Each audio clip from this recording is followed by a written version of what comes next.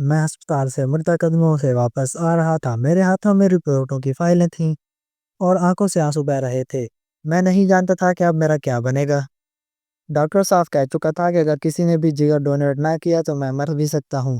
میرے بچے بھی ابھی زیادہ بڑے نہیں تھے۔ گھر پہنچ کر میں نے یہ خبر اپنی بیوی کو بتائی تھی، نہ جانے اس کا رد عمل ہوتا۔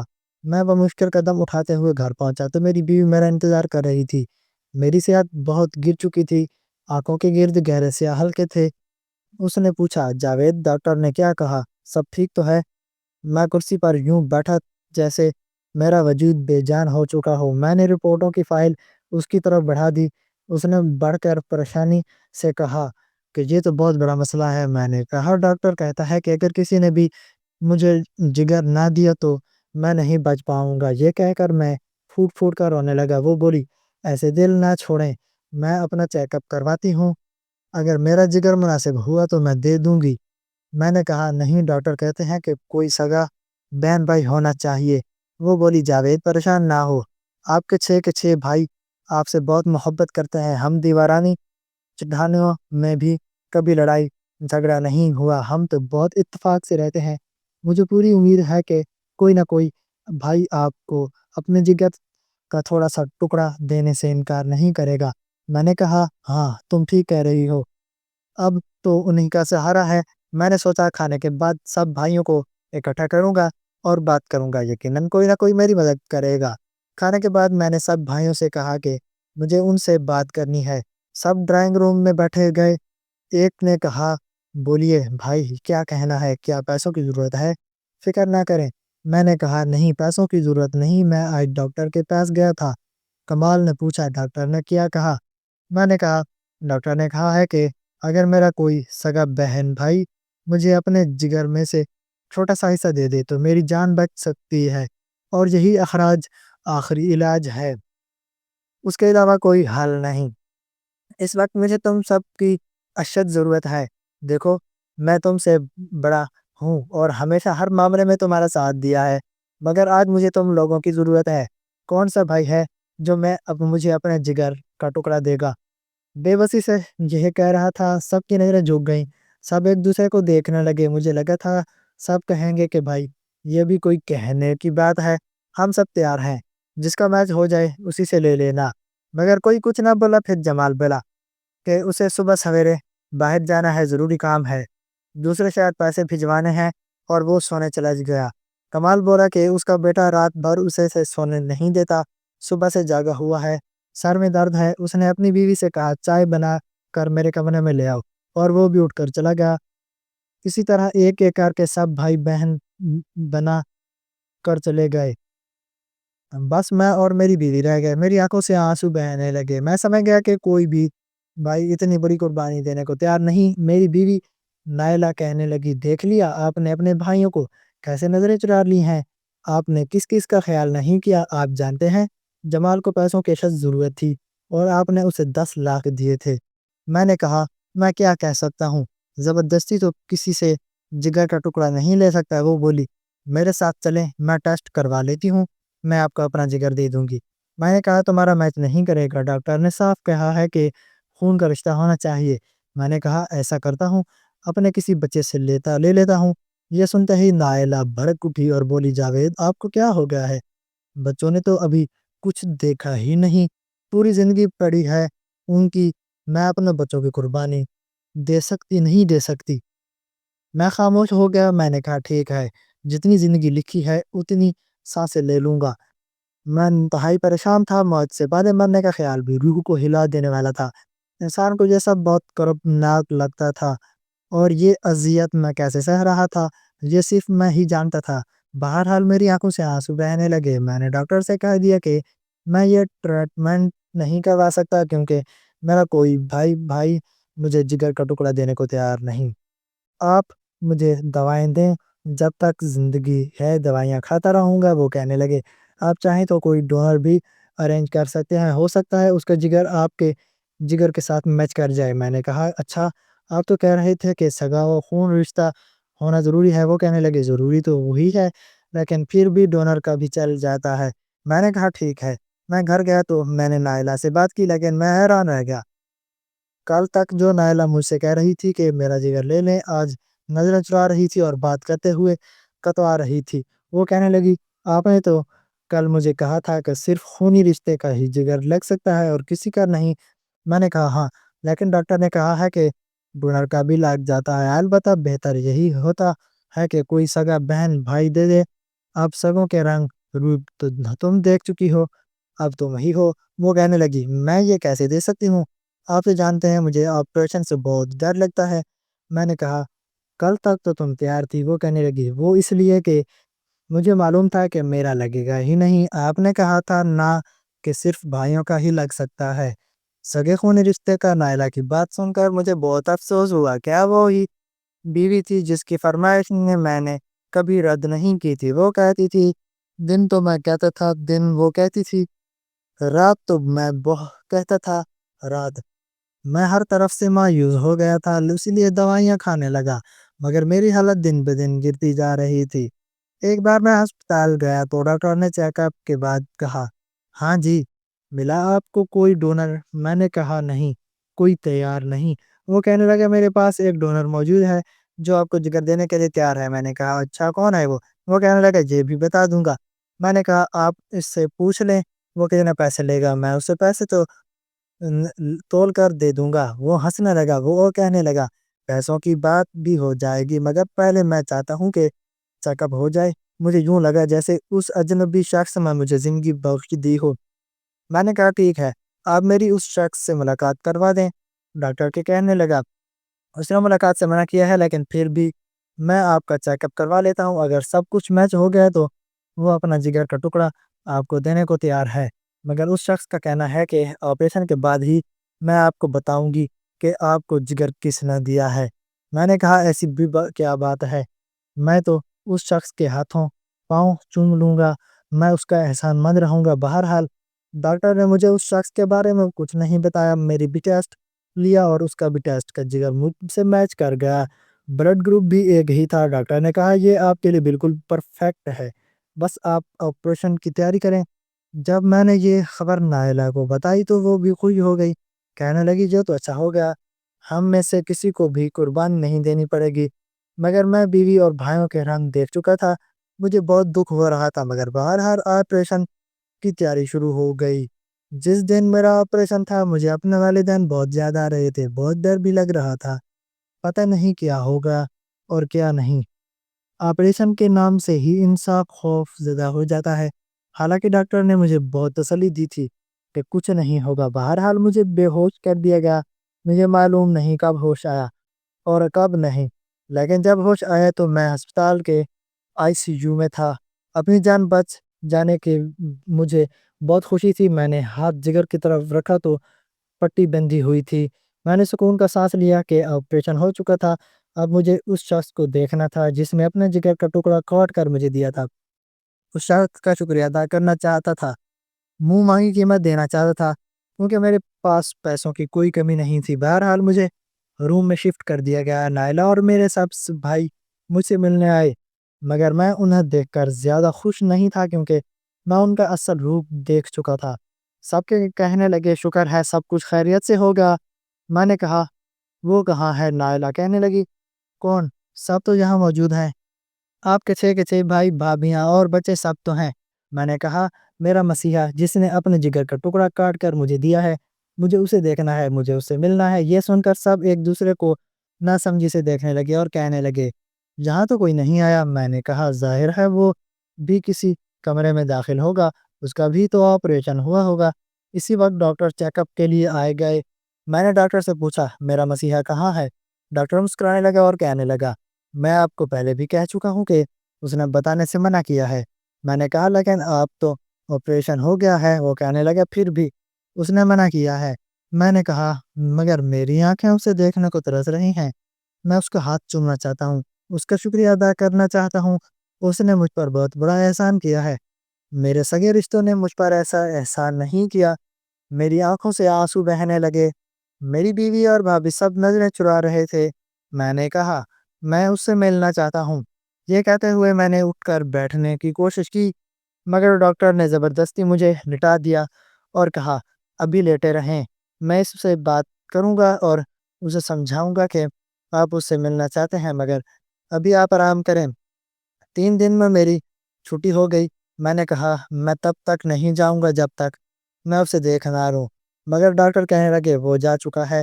میں بہت پریشان ہو گیا اور کہا پیسوں کی بات نہیں ہے، آپ کو اس سے پوچھنا چاہیے تھا کہ اسے کتنے پیسے چاہیے تھے۔ وہ کہنے لگا نہیں، اس نے پیسے نہیں مانگے۔ میں نے کہا یہ کیسے ہو سکتا ہے کہ اس نے کوئی اجنبی بغیر کسی غرض کے، بغیر کسی پیسے لیے اپنے جگر کا ٹکڑا کاٹ کر مجھے دے دے۔ یہ بات تو میرے لیے بہت حیران کن تھی۔ نائلہ بھی حیران تھی اور باقی سب بھی۔ ایک اجنبی شخص کسی مقصد کے بغیر پیسے لیے اپنے وجود کا ایک اہم حصہ کاٹ کر مجھے کیسے دے سکتا ہے؟ میں تو اس شخص کا احسان مند تھا، اس لیے اسے دیکھنے کے لیے میرا دل بے چین رہتا تھا۔ بہرحال میں نے یہ سوچ لیا تھا کہ جسے ہی دوبارہ چیک اپ کے لیے ڈاکٹر کے پاس آؤں گا، اس شخص کا پتہ ڈاکٹر سے لے کر ہی جاؤں گا۔ مجھے اسے دیکھنا تھا، اس سے بات کرنی تھی، اس کا شکریہ ادا کرنا تھا اور مالی طور پر بھی اس کی بہت مدد کرنی تھی۔ میں گھر واپس آ گیا۔ نائلہ میرا خیال رکھتی تھی رہی۔ 1 ہفتے بعد میں پھر ڈاکٹر کے پاس گیا، اپنے قدموں پر چل کر گیا کیونکہ اب میں کافی بہتر ہو چکا تھا۔ میں نے ڈاکٹر کے کلینک میں جا کر کہا کہ آپ مجھے اس شخص کا پتہ دیں، میں اس سے ملنا چاہتا ہوں۔ وہ کہنے لگا دیکھیے اس نے مجھے بڑی سختی سے منع کیا ہے، کہتی ہے کہ کبھی بھی جاوید سے مت کہنا کہ میں نے اسے اپنے جگر کا ٹکڑا دیا ہے۔ میں نے کہا کہتی ہیں کیا یہ مطلب وہ کہتی کوئی خاتون ہے؟ ڈاکٹر کہنے لگا ہاں وہ ایک خاتون ہے۔ میں حیران رہ گیا، ایسی کون سی خاتون تھی جس نے مجھے بچانے کے لیے اتنا بڑا قدم اٹھایا؟ میں نے کہا براہ کرم مجھے اس کا پتہ بتا دیں۔ ڈاکٹر صاحب وہ کہنے لگا نہیں، اس نے منع کیا ہے بلکہ قسم دے دی ہے اور ہم اس طرح پتہ نہیں بتاتے۔ میں آپ سے معذرت چاہتا ہوں مگر جو بھی ہے وہ آپ کو بہت اچھی طرح جانتی ہے۔ یہ بات بھی میرے لیے حیران کون تھی، مطلب اس نے خدا واسطے مجھ پر احسان کیا، وہ مجھے جانتی تھی۔ ایسی کون سی خاتون تھی جو مجھے اس حد تک جانتی تھی کہ اس نے اپنے وجود کاٹ کر مجھے دیا؟ میں مایوس ہو کر آ چکا تھا مگر میرا ذہن اب بھی اسی اجنبی خاتون کے بارے میں الجھا رہتا تھا۔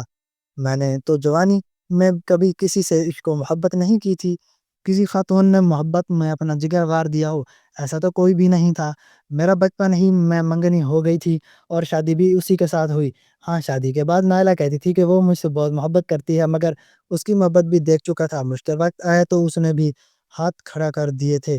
یہ کون تھی جو میری محبت میں اپنا وجود کاٹنے پر آمادہ ہو گئی؟ میں زیادہ پڑھا لکھا بھی نہیں تھا، بس 12 جماعت تک پڑھا تھا، سکول بھی لڑکوں کا تھا، کالج اور یونیورسٹی تو شکل تک نہیں دیکھی تھی۔ میں یہ سوچ رہا تھا کہ شاید یونیورسٹی کی کوئی لڑکی خاموش محبت کرتی ہو مگر میرے ذہن میں کوئی ایسی لڑکی یا خاتون نہیں تھی جس کے بارے میں مجھے لگتا کہ وہ مجھے جگر دے سکتی ہے۔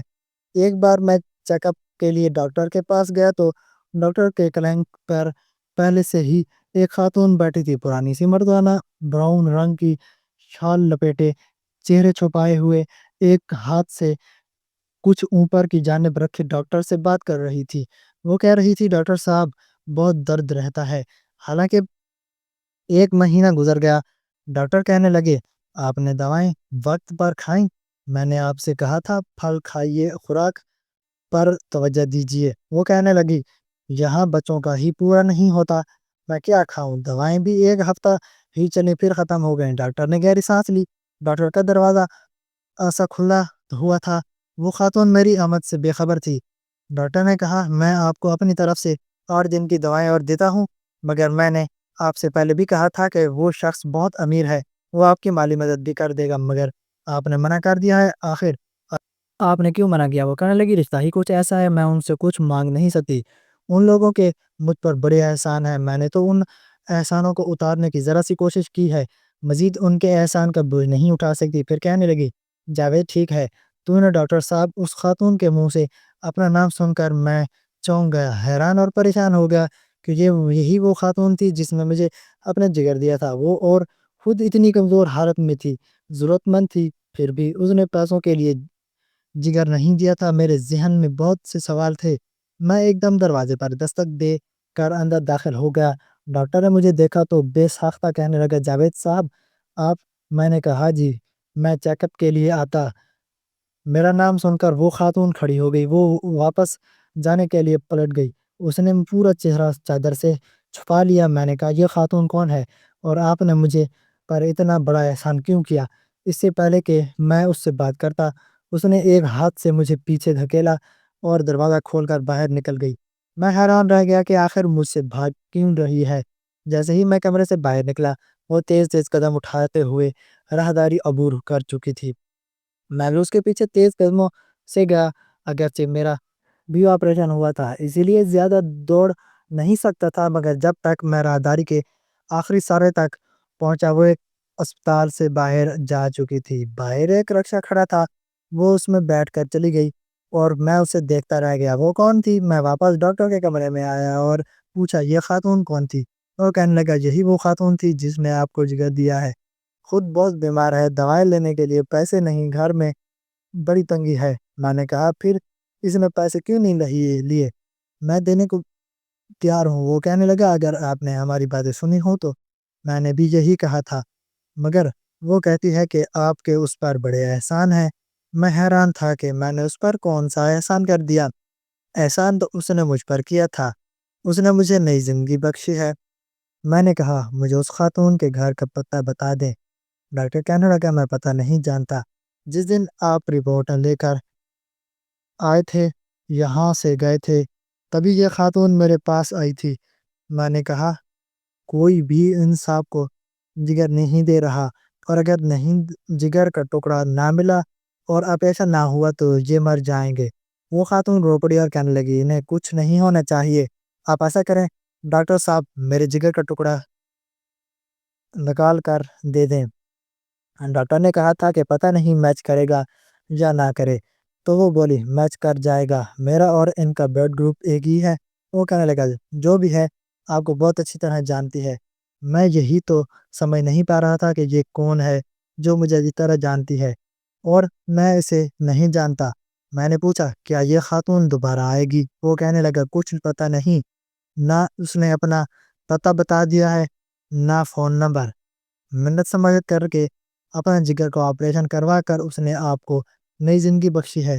میں نے اپنی زندگی میں ایسی عورت کبھی نہیں دیکھی۔ میں مایوس ہو کر گھر واپس آ گیا، مگر اس خاتون کے بارے میں سوچتا رہا کون تھی وہ۔ میں اسے ملنے کی دعائیں کرنے لگا۔ میں نے ڈاکٹر صاحب کو ایک بڑی رقم دی کہ یہ آپ اس خاتون کو دے دیجئے گا، مگر جب اگلی بار ڈاکٹر کے پاس گیا تو اس نے وہ رقم مجھے واپس کر دی۔ وہ کہنے لگا وہ خاتون نہیں لے رہی تھی، وہ واپس دے کر چلی گئی۔ بہرحال میں روزانہ اسپتال جانے لگا کہ شاید وہ آئے، اس بار میں اس کا ہاتھ پکڑ لوں گا اور پوچھوں گا کہ میں اس کا کیا لگتا ہوں۔ ہسپتال جاتے ہوئے ایک مہینہ گزر گیا مگر وہ دوبارہ نہیں آئی۔ ایک بار میں نے اسے دیکھا اپنے جگر کے مقام پر ہاتھ رکھے وہ آئی تھی، اس شال میں چہرہ چھپائے ہوئے، شاید اسے بہت درد ہو رہا تھا۔ وہ ڈاکٹر کے کمرے کی طرف بڑھ رہی تھی۔ جب میں تیز قدموں سے اس کے قریب پہنچا اور اس کی کلائی پکڑ تو یہ ایک بے ساختہ عمل تھا۔ وہ ایک دم پیچھے پلٹی اور اس کا ہاتھ چہرے کے نقاب سے ہٹ گیا، اس کی چادر چہرے سے سرک گئی جس سے اس نے چہرہ چھپا رکھا تھا۔ جب میں نے اس کا چہرہ دیکھا تو میرے ہوش اڑ گئے، اس کی آنکھوں سے آنسو آ تھے اور میں گھٹنوں کے بل اس کے سامنے ہاتھ جوڑ کے پھونک پھونک کر رونے لگا۔ وہ میری بہن نبیلہ تھی، ہم ساتوں بھائیوں کی سب سے چھوٹی اور اکلوتی بہن۔ میرے ماں باپ نے اسے بڑی نازوں سے پالا تھا، مگر قسمت کی ستم ظریفی ایسی نکلی کہ وہ اس حال کو پہنچ گئی۔ کچھ قسمت کی اور کچھ ہم بھائیوں کی کم ظرفی کے باعث جب تک ہماری شادیاں نہیں ہوئیں ہم نے اپنی بہن کو ہاتھوں کا چھالا بنا کر رکھا، اس کے ناز نخرے اٹھاتے رہے، وہ جو بھی مانگتی ہم اسے دے دیتے۔ وہ مجھ سے پورے 15 سال چھوٹی تھی، مجھے جاوید بھائی کہہ کر بلاتی تھی۔ کہتی مجھے آئس کریم کھانے کو دل چاہ رہا ہے تو میں اسے آئس کریم لے دیتا اور کہتا لو کھا لو۔ وہ کہتی آپ بھی کھائیں، آپ کا بھی دل چاہ رہا ہوگا۔ میں دوسری طرف دیکھ کر کہتا نہیں، میری بہن کو پسند ہے وہی کھائے گی۔ میں نبیلہ سے بہت محبت کرتا تھا، لیکن جب نائلہ میری زندگی میں آئی اور میری شادی نائلہ سے ہوئی تو اس نے آہستہ آہستہ میرے دل میں نبیلہ کے لیے زہر بھرنا شروع کر دیا کہ وہ کوئی کام نہیں کرتی۔ اما نے ہمیں ملازم سمجھ رکھا ہے اور نبیلہ کو لاڈ پیار میں رکھا ہوا ہے کیا اس کی شادی نہیں کرنی؟ تم لوگ اسے ہاتھوں کا چھالا کیوں بنائے رکھتے ہو؟ یہی زہر نائلہ نے باقی دیوارانیوں کے دلوں میں بھی ڈال دیا اور سب کی سب نبیلہ سے خور کھانے لگیں۔ میرا والدہ نے نبیلہ کا رشتہ خاندان کے ایک اچھے امیر اور خوبصورت نوجوان سے کر دیا۔ میری بہن رخصت ہو کر اپنے گھر چلی گئی، مگر تب تک میں نائلہ کی باتیں سن کر اپنی بہن سے بدظن ہو چکا تھا۔ میں ایک بار بھی اس کے سسرال نہیں گیا، کبھی اس کے گھر عید لے کر نہیں گیا۔ وہ کبھی آتی بھی تو میں رخ بدل دیتا، جہاں میں وہ بیٹھتی تھی وہاں سے اٹھ کر چلا جاتا تھا اور بار بار کہتی کہ جاوید بھائی آپ کو کیا ہو گیا ہے، مگر میں اس سے سیدھے منہ بات نہیں کرتا تھا، کیونکہ نائلہ کہتی تھی کہ اس کا رویہ ہمارے ساتھ ایسا ہے جیسے مالکن کا نوکر سے، اور میں نائلہ کو چاہتا تھا۔ پھر نبیلہ سے چھوٹی تھی، اسے چاہیے تھا کہ بھائیوں کی عزت کرے۔ بہرحال وقت یوں ہی گزر گیا تھا، مگر ایک بار ہم پھر قیامت اس وقت ٹوٹی جب ہمارے والدین عمرے پر گئے اور ان کا جہاز کریش ہو گیا۔ نبیلہ اس وقت بہت روئی، تو تڑپ کر روئی، مگر ہم بھائیوں میں سے کسی نے بھی اسے اپنے ہاتھ لگا کر تسلی نہیں دی۔ تسلی تو دور رکنا، دو بول بھی نہ بولے، اور نہ ہی کسی بھابھی نے اسے اپنے ساتھ لگایا۔ وہ بیچاری تدفین کے فوراً بعد ہی اپنے شوہر کے ساتھ واپس چلی گئی۔ اس کے 2 بچے تھے۔ پھر ایک بار کا ایکسیڈنٹ اس کے شوہر کے اچانک موت واقع ہو گئی، اور سسرال والوں نے بھی اسے گھر سے باہر نکال دیا۔ برسات کی رات تھی اور وہ روتی ہوئی اپنے چھوٹے چھوٹے بچوں کے ساتھ ہمارے گھر آئی اور دروازہ کھٹکھٹانے لگی۔ دروازہ میں نے کھولا، اس حالت میں اسے دیکھ کر میرا دل تڑپ اٹھا۔ میں نے کہا نبیلہ کہاں تم؟ وہ کہنے لگی بھائی میرے سسرال والوں نے دھکے دے کر مجھے گھر سے نکال دیا ہے۔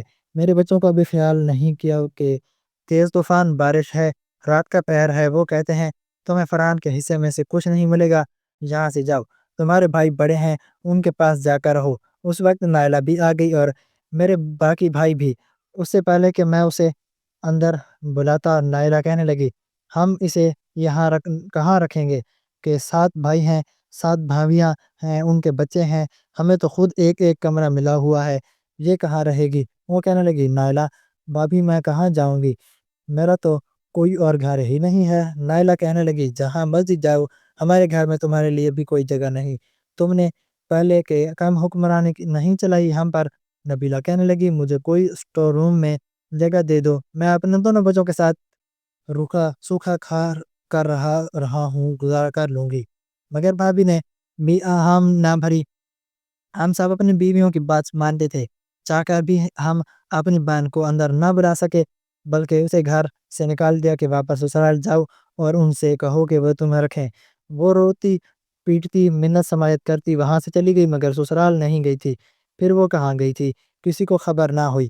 ہم نے بھی پلٹ کر نہ پوچھا کہ وہ کہاں گئی ہے اور کس حال میں ہے، اور آج مجھے زندگی بخشنے والی وہی بہن تھی جسے میں نے دھتکارا تھا۔ میں رو رہا تھا اور اسے معافی مانگ رہا تھا، اور وہ میرے ہاتھ پکڑ کر کہنے لگی جاوید بھائی مجھ سے معافی مت مانگے، میں اپنی نظروں میں گر جاؤں گی۔ میں نے کہا نظروں سے تو میں گر گیا ہوں، میں تمہارے ساتھ اچھا نہیں کیا۔ وہ کہنے لگی جو ہونا تھا ہو گیا، میں نے کبھی کہا ہے بچے کہاں ہیں مجھے بتاؤ، میں تمہیں اپنے ساتھ گھر لے جاؤں گا، کسی کی نہیں سنوں گا۔ وہ کہنے لگی میرے بچے میرے ساتھ ہیں، میں بتاتی ہوں وہ کہاں ہیں۔ میں اسے کے ساتھ چل پڑا، اس کی آنکھوں سے آنسو بہتے جا رہے تھے۔ وہ رکشے میں بیٹھی اور مجھے وہاں جانے لگی جہاں اس کے بچے تھے۔ میں نے کہا جب تمہارے سسرال والوں نے تمہیں قبول نہیں کیا تھا تو دوبارہ کیوں نہ آئی؟ وہ کہنے لگی آپ لوگوں نے بھی دھتکارے مار کر نکال دیا تھا، کس منہ سے آتی؟ میں نے کہا تمہیں الگ گھر لے دوں گا، تمہاری کفالت کروں گا، مگر وہ خاموش رہی، کوئی جواب نہ دیا۔ رکشہ ایک قبرستان کے پاس جا کر رکا۔ میں نے کہا تمہارا گھر کہاں ہے؟ وہ کہنے لگی اندر ہے۔ میں حیران رہ گیا، کیا وہ قبرستان میں رہتی تھی؟ میں اس کے ساتھ قبرستان میں گیا۔ کچھ ہی فاصلے پر اس کے شوہر کے ساتھ 2 قبریں تھیں جن کی تختیوں پر نام پڑھ کر میرا دل لرز گیا۔ اس کے دونوں بچے مر چکے تھے، اب وہ پھوٹ پھوٹ کر رو رہی تھی۔ میں نے اسے اپنے ساتھ لگایا۔ وہ کہنے لگی ماں باپ کیا گئے، میں تو یتیم ہو گئی، شوہر کیا گیا، میرے بچے یتیم ہو گئے اور بھوک کی وجہ سے مر گئے، کیونکہ کوئی بھی انہیں کھانا کھلانے کے لیے تیار نہیں تھا۔ پوری رات وہاں فٹ پاتھ پر بڑھتی رہی۔ میرے بچے بارش میں بھیگتے رہے، بھوکے پیاسے بلبلاتے اور روتے رہے، اور کسی نے ہماری مدد نہ کی۔ جب سکے بھائیوں نے ہی دودھ کے مارے کر نکال دیا تھا، اور وہ کہنے کا سہارا کون دیتا۔ میرے بچے سردی کی وجہ سے بیمار ہو کر مر گئے۔ تب سے میں اسی ہسپتال میں صفائی کا کام کرتی تھی۔ آپ کو دیکھا تو دل تڑپ گیا۔ میری زندگی کا کوئی فائدہ نہیں رہا، میرا شوہر نہیں، میرے بچے نہیں، ماں باپ نہیں، اور بھائی بھی نہیں، مگر آپ کا تو سب کچھ ہے۔ اس لیے سوچا کہ آپ کو اپنا جگر دے دوں تاکہ آپ اپنی بیوی بچوں کو سروں پر سلامت رہیں۔ اس کی باتوں میں مجھے خون کے آنسو رلانے پر مجبور کر دیا۔ میں پھوٹ پھوٹ کر رو رہا تھا۔ میں اسے اپنے ساتھ گھر لے آیا۔ جب سب کو پتہ چلا جگر اسی نے دیا تو سب شرمندہ تھے۔ میں اپنی بہن کا بہت خیال رکھتا ہوں، مگر اس کا غم کم نہیں کر سکتا۔ میں نے اس کے چہرے پر کبھی مسکراہٹ نہیں دیکھی۔ آج وہ گھر کبھی اس کی ہنسی خوشی کی آوازوں سے گونجتا تھا، آج اس کی خاموشی کا ماتم کرتا ہے۔ بہرحال وہ ہمارے گھر میں ایک زندہ لاش کی طرح رہتی تھی۔ اس کہانی کو سنانے کا مقصد یہ ہے کہ خدا را اپنی بہن کے پیار پر شک مت کرے، کہیں میری طرح آپ لوگوں کو بھی پچھتانا پڑے۔ دوستو کیسی لگی آپ کو ہماری آج کی کہانی؟ اچھی لگی ہو تو کمنٹ سیکشن میں اپنے رائے کا اظہار ضرور کریں، اور ہمارے چینل کو سبسکرائب کر دیں۔ اللہ حافظ۔